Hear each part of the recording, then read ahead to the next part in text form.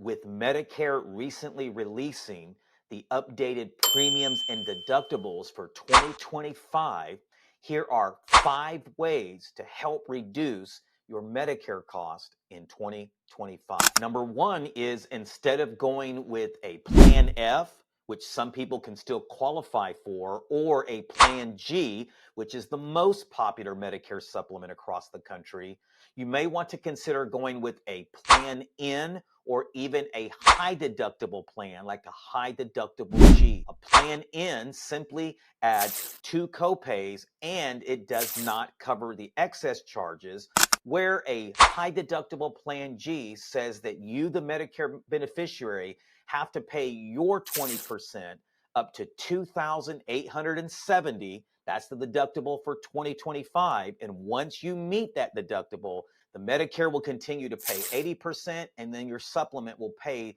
the remaining 20%.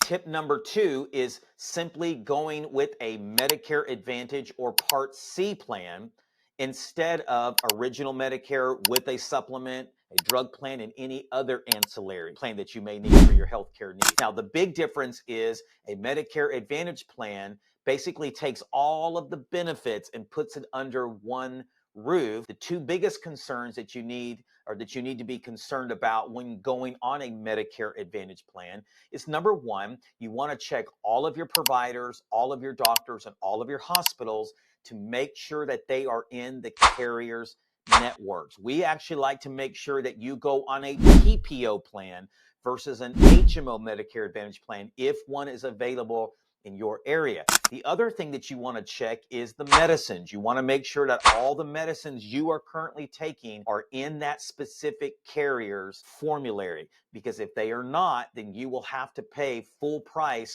for the medicine unless you win an appeal or file an appeal to have that medicine covered within that particular plan's formulary. The good news is, by adding all of these benefits into this plan, extra ancillary benefits such as dental, vision, hearing, gym memberships, over-the-counter cards, and more, this could allow you to save even more money because you do not have to buy all of these extra ancillary plans separately to fill those needs. The other thing that we recommend is, with a Medicare Advantage plan, also known as a Part C plan, we recommend that you consider getting what we call a GAP plan. Because these plans have different gaps, if you will, or copays built all throughout the program, these GAP plans help shield you against those copays. Copays such as ambulance copays, skilled nursing copays, inpatient stay copays, and more. While these plans are not mandated for you to get, we do recommend that you get a properly structured GAP plan if you decide to go on a Medicare Advantage plan. Tip number 3 is simply applying for what's known as extra help. This is specifically designed to shield you against costs associated with your Medicare Part D plan. And 1 out of 4 people qualify for it, but they never apply. And so us at Agape, we love bringing this up because it could save you a lot of money by paying for your drug plan, by shielding you against the $590 annual deductible that comes with most Medicare Part D plans in 2025, and then as well as capping out your drugs at a certain cost. And this can be a huge money saver, especially if you get put on high-tier drugs like Eliquis, Jardiance, Januvia, the Ozempics, Mounjaros, Xareltos, and more. If you want to see if you qualify for extra help, you can simply call the number on the screen. We would be more than happy to help you at no cost to you and help you get applied for this, or you can simply call either Medicare or Social Security, and I will put those numbers on the screen as well. Additionally, if you're going to apply for extra help, you may even qualify for the Medicare Savings Program, and that simply is Medicaid, where you can get your Part B premium back. This is the $185 amount that they're going to be taking out of your check in 2025.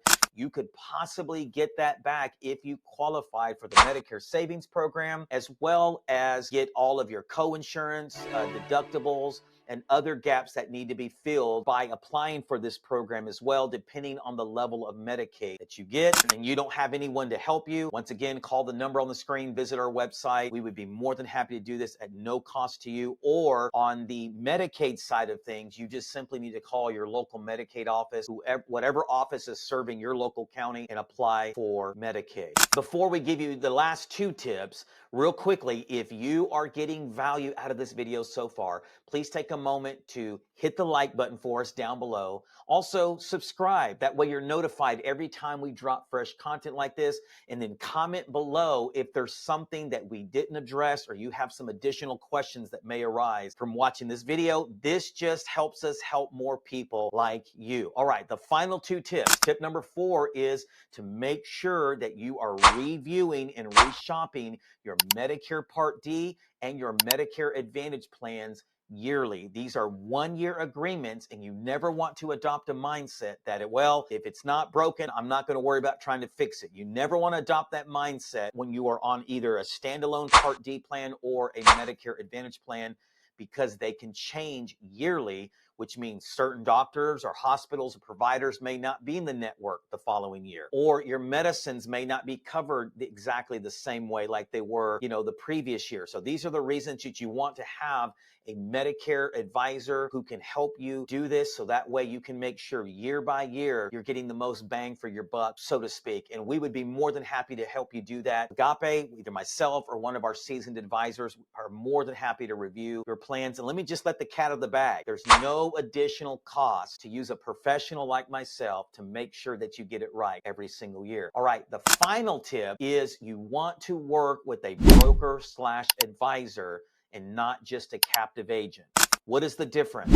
Well, a captive agent only works with one company or one carrier, which that's not necessarily a bad thing, but it could be a bad thing in regards to your overall budget if they represent a drug plan or a supplement plan or a Medicare Advantage plan that may be at a higher cost to you, or may not be the best for you for that specific zip code, or may not have the most benefits included in their plans for your specific area, which in the long run could cost you more money out of your pocket. You want to work with a broker advisor who works with multiple companies, if not all the companies in your specific zip code. And we like to say it this way. Because we work with so many carriers across the country, our loyalty is not to a specific carrier, it's to you. I'll give you a quick story. I had a lady come in the other day who asked to get put on a specific carrier that she had heard from a friend, and she went to an agent that only represented this specific carrier, and that supplement wind up costing her about $30 more in monthly premium right out of the gate. She was new to Medicare, versus if she would have worked with a broker advisor and not that captive agent, she could have got the exact same benefits, this Plan G, with Company B for about $25 less per month. I cannot stress this enough, that if you want to save the most amount of money and you want to lower your Medicare cost, I believe it's important that you work with a seasoned broker advisor. And if you do not have someone to work with in your local area, feel free to call us on the number on the screen or click on the website, and we would be more than happy to help. By the way, if you are new to Medicare and you're feeling overwhelmed and confused, then go watch my 3-part Medicare 101 series here.